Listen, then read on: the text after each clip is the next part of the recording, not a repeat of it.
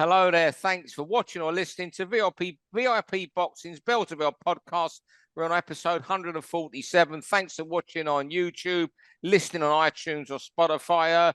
Tonight's guest, one of our more regular ones, college and knowledge on boxing, always say, takes no prisoners when you get speaking to him. He's not scared of having his say to people, to their faces. I've seen it before. Manager, promoter, trainer, matchmaker, ex-boxer, Jon Pegg. How are you, John? Yeah, not too bad. Has anyone had the facts of life today off you? I don't know. We got us in a lot of trouble last time I was on here. Then I so I'm going to be a bit more careful. Behave yourself. We don't want people after you, mate. But no, we won't go into what happened last time. But as I said, John isn't scared of. He's got something to say. He says it whether you're in front of him or not. Even if you're his best mate, he'd say it. But by Monday, I'll probably be making an apology to someone or other. But who cares, We have gone through these topics tonight, John, and even you can't lose it tonight. I mean, maybe one you might disagree with, the WBC, and we come to them, but best behaviour, John. We don't want you having to go and kiss Mr. Mauricio Sulaimán's ring. I've had a fight with the dad before, so we don't want any more trouble with people. That'd be, kissing Mauricio Sulaimán's ring would be after 9 o'clock, wouldn't it? We'd have to delay the... He actually really looked after me before, so I got to give him his props. He stepped in when they was trying a real sneaky move on Craig Cunningham, and they was basically just bullying us and not letting us get away with anything. And somehow he got CC'd in, and for no reason other than we was right, he waded in and went, "No, this ain't right. I'm not allowing this to happen." And he stopped Craig Cunningham from being stripped. So I can't moan too much about Mauricio because he did come in when he didn't have to and got stuck in. So I've always thought he's okay. Yeah, so Woody, don't even have to listen to the rest of the pod tonight. John's on best behaviour. We're going to start with our first subject. It's one of Mr. Evans here. I know it's a fight everyone's looking forward to. They've had their press tours this week, got quite nasty. Taylor versus Catterall. Over to you to start the 3 minutes, Jon Evans. Well, yeah, I'm happy about it. I think most people can't wait for it because it's the type of fight we need in Britain at the moment because we're not getting too many big fights. They're all going abroad. But I was more interested in the reaction from, I don't know what boxing fans want. They're never happy.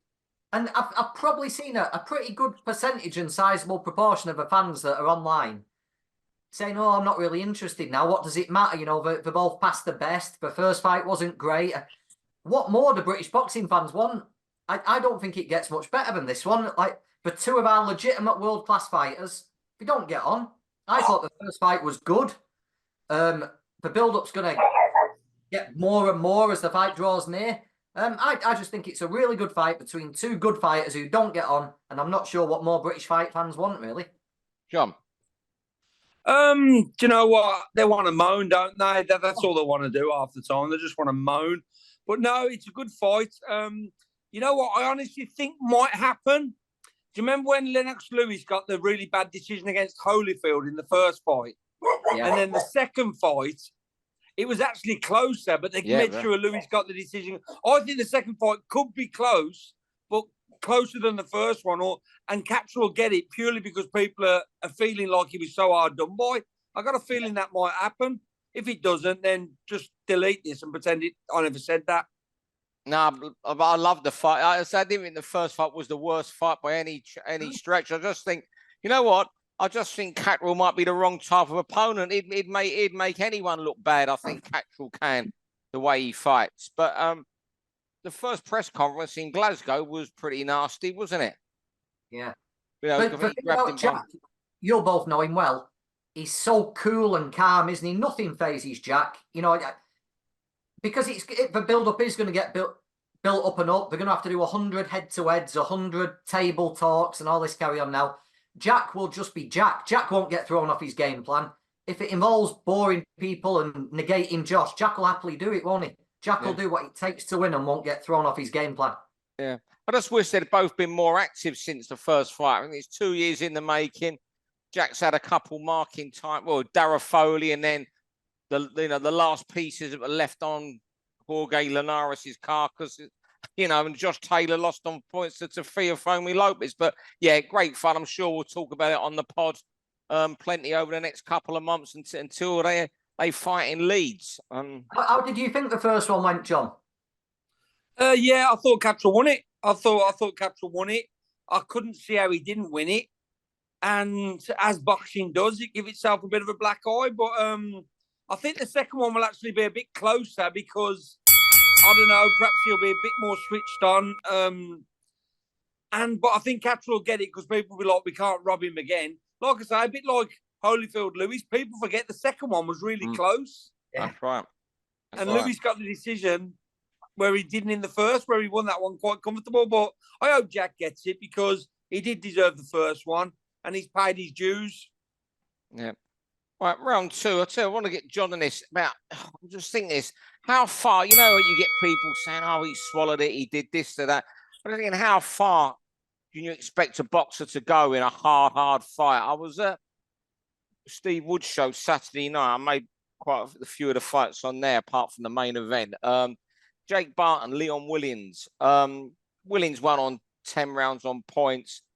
But what Barton went through to get to that distance, to see the distance drop heavily twice in the fourth round, should have been stopped and fought, not fought his way back because they were close rounds, but still stayed in contention. Just got dropped in the eighth round again heavily. There was never any chance of winning him. He was still fighting, trying to fight back at the final bell. And people going about fighters going, not going to the world too often.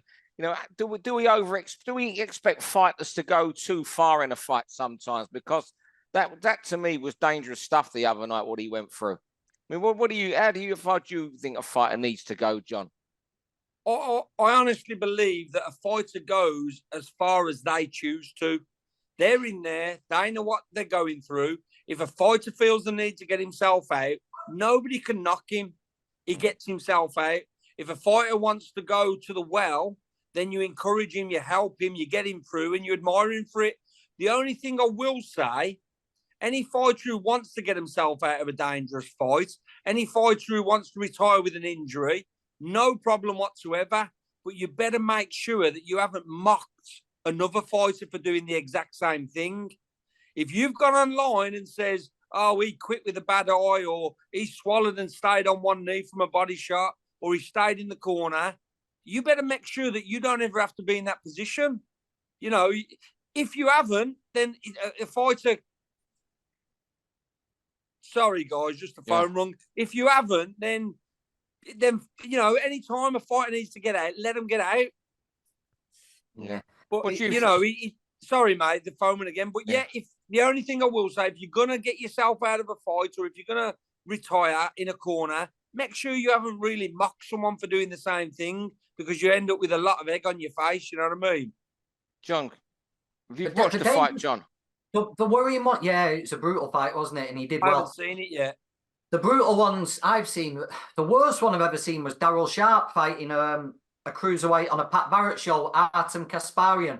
Oh, and It was horrendous, and Darryl had fights booked later on for that, and he willed himself through that. And he was just purely doing it for the money the next week. And sometimes you think, I admire what you're doing, Darryl.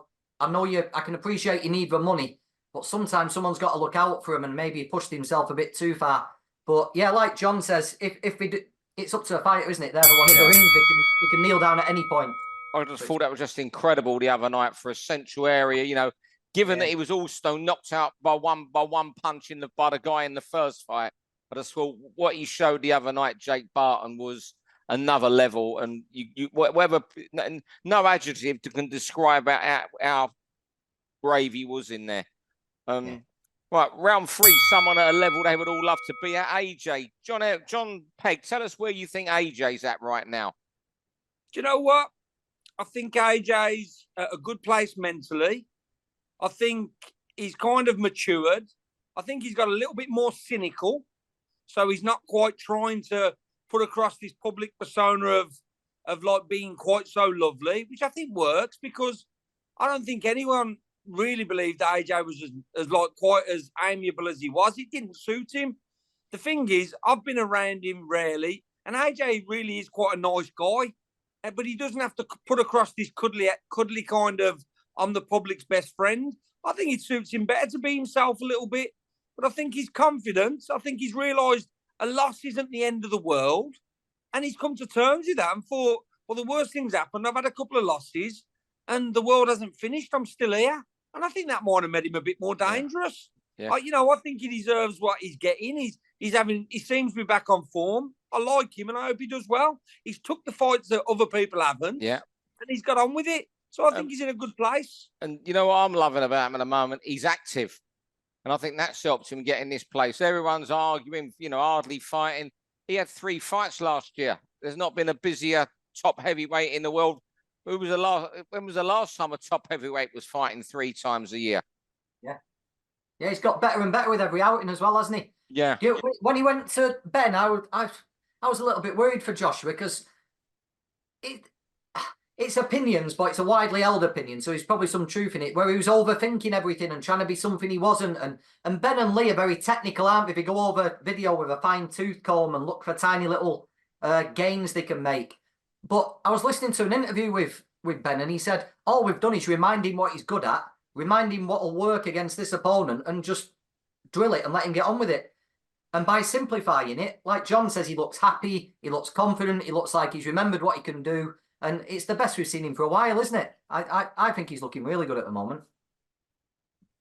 And you know what? He doesn't need to kind of be too personality kind of orientated, because he is genuinely a nice guy when you're around him. He is good to the fans.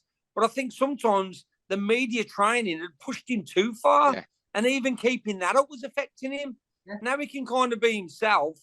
It's kind of suits him, I think. Yeah, he's made his money, hasn't he? He doesn't have to appeal to advertisers or anything. He can literally be himself. Round 4, Jon Evans, and you want to talk about, does top billing matter? What fight? What show are you referring to, or shows? A little storm sort of brewing that something might come up by the time this goes to air, where Zelfa Barrett and Jordan Gill, and it's billed as Gill versus Barrett. Now it's made a couple of little waves where Zelfa's not particularly happy. It's in his hometown. He thinks he's competing at the higher level. It should be Barrett versus Gill, and I'm walking second no matter what. And all the little to and froing we get in boxing. But I was just wondering, does it actually matter? How much weight do you put to it? Actually, is it a nice little thing where you can really get your teeth into it and they'll prove you wrong? And what other little things have you had in a build up to fights, Jon? What little ridiculous demands have you had, and has anything ever made your fight? It can matter, but some people it don't matter. Some people you can do whatever you want, don't bother them. But where this and I've actually seen it quite recently, where when Sam Eggington was fighting Joe Pigford, they really wanted us there down in Bournemouth. So I turned round and I was playing them games. I said, we walk second and we're on the left side. And they were that desperate to get us in, thinking it'd be an easy job. They agreed to all that. So then at the press conference, I noticed that Joe stood on the home side. So I just stood up. I waved to Ben Shalom. And because I actually said, because, I knew them, sometimes people get affected. I said, if that happens and you don't stick to what you said, I'm getting on the train and we're going home, and you know that we will. So fair play. Ben looked and he kind of moved Joe over to the right-hand side, and it visibly affected him. You could see it bothered him. And Sam just come out. Sam don't care where he stands. Sam would have stood in the sea on the beach, you know what I mean?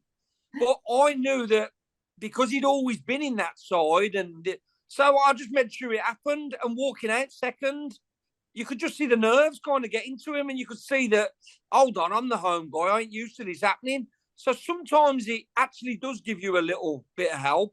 Other times it means jack shit. But there are times that it does make a difference, and that's one of the more recent ones that I know of, you know what I mean? Yeah, you know what? That's a great example of someone, especially if the fighter's a little bit maybe not mentally as strong as he might want people to think he is, and suddenly getting, am I on the away fighter? You're 2 days far out from a fight like you would have been. He's doing weight and he's got more stuff going into his mind. So that's why you're the college of knowledge, Jon. But you know what, Jon Evans, I'm surprised at Zelfa, but he's such a relaxed sort of character to get a little bit disappointed with it. He's usually shrugs with his shoulders and just gets on with it. I'm surprised at Zelfa. He is, but I think he's got the bit between his teeth for this fight. From I was talking to him on Saturday, he really seems banged up for it. And I read it more as like another little bit of motivation for him. You know, And you never know what demands are being made. You never know, do you? Zalfa might have just gone, you know what? You've had everything your own way. You're not having this as well. It might be his line in the sand where he says, hold on, no, you've had everything. You're not having this. So who knows what goes on behind the scenes and what the motivation is sometimes.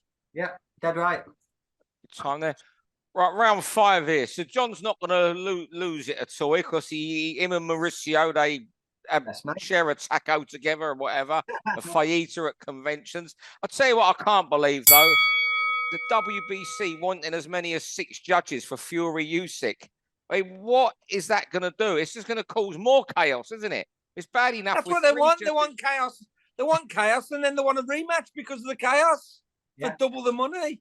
I just don't see what 6 judges do. The one thing I did agree with him, this sort of VAR into boxing, I think that would always work in boxing, especially for head clashes and that sort of stuff. If we could get the, what happened quickly, I thought that would be brilliant. But 6 judges for a fight is just lunacy. It's just going to add to the controversy, isn't it? Where does it end up? 20 judges.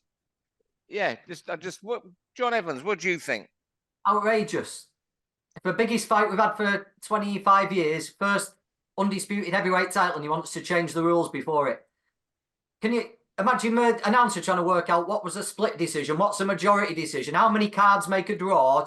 The confusion that will come into that is just... Will it be like ice skating where we get rid of a widest score and get rid of a closest score and use the ones in the middle? Oh, forget it. Let's have 3 good judges who do the job properly and get a proper result.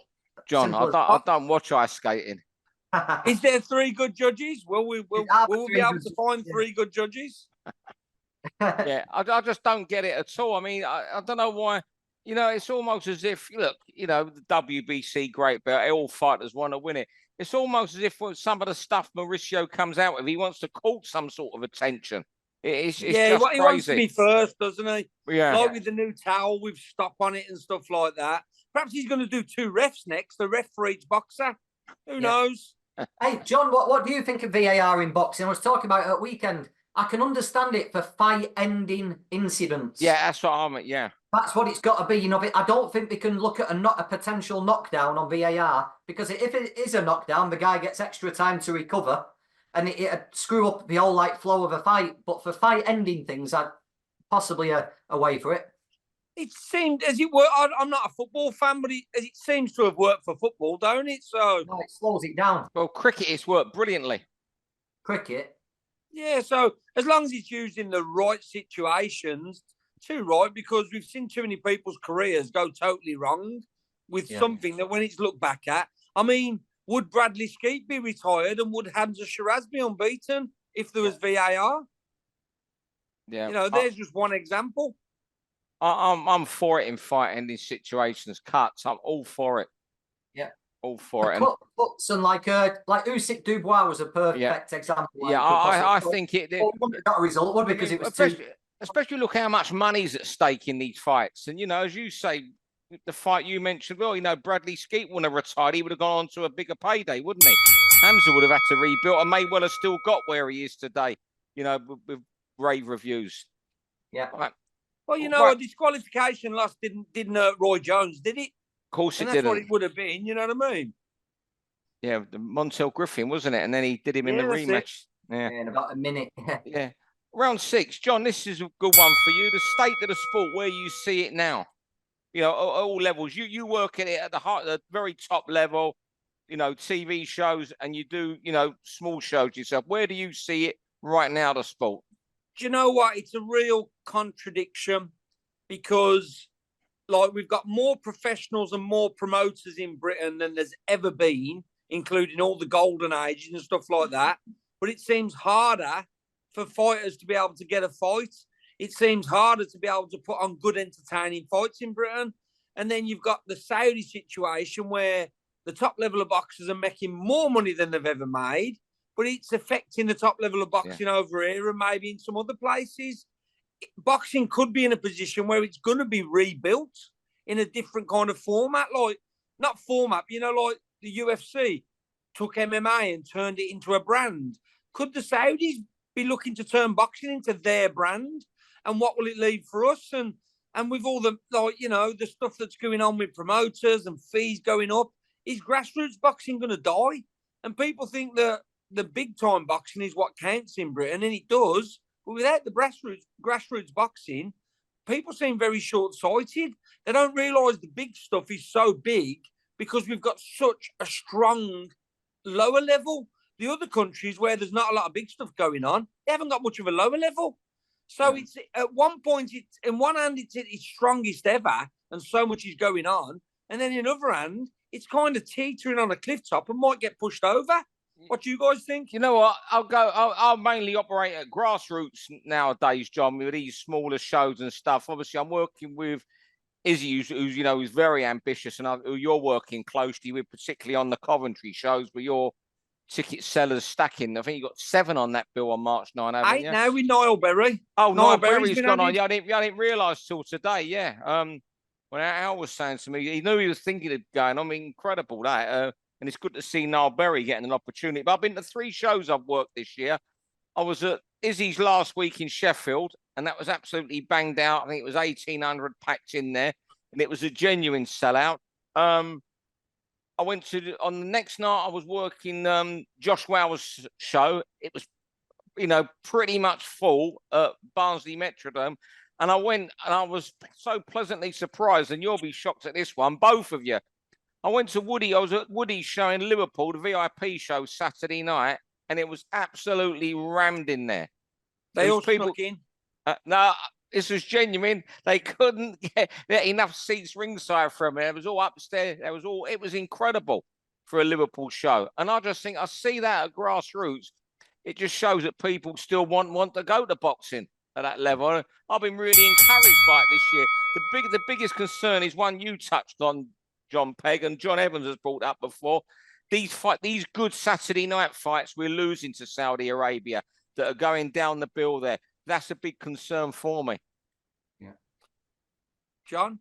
Yeah, you're right. That's exactly what I worry about. But the quality of the Saturday night shows will be diminished because we're getting fights like Gwynn and Chamberlain taking place in Saudi Arabia, which should be a headliner over here in the UK. And it almost becomes like a league ladder system almost, where you start on the small holes, you get to television shows, and if you win big on a television show, that qualifies you to fight for Saudi. That'd be disastrous, because I think we need a regular supply of big, meaningful fights. Like, look at the reaction we had for Buatsi Aziz, Taylor Catterall, Jonas Meyer. You know, but they're popular, aren't they? We're successful. And if those gravitate over to the Middle East... Would Ricky Hatton have took 20,000 to Vegas if he'd have been in Saudi Arabia from his 20th fight onwards? Definitely not. Definitely not. The Ricky Hatton thing was phenomenal. And that whole Vegas thing, the right time of year, no football, you know, it was football, wasn't it, that time of year? But he was allowed to build up at home, wasn't he? Build up at home, and he built up slowly at home, and it was just mad. I mean, even remembering when he fought, who was it he fought in July, really hot in Vegas? The guy he did with a body shot, Castillo. Oh, it was still like 9,000 there. Any of the stadium fights going to happen over here now? But anything that's big enough to be a stadium fight, will it be in Saudi for double the money? Well, will the fighters start holding off from signing for these fights until it's in Saudi? And then will they only fight once a year because they're getting paid so much money? Oh, without a doubt.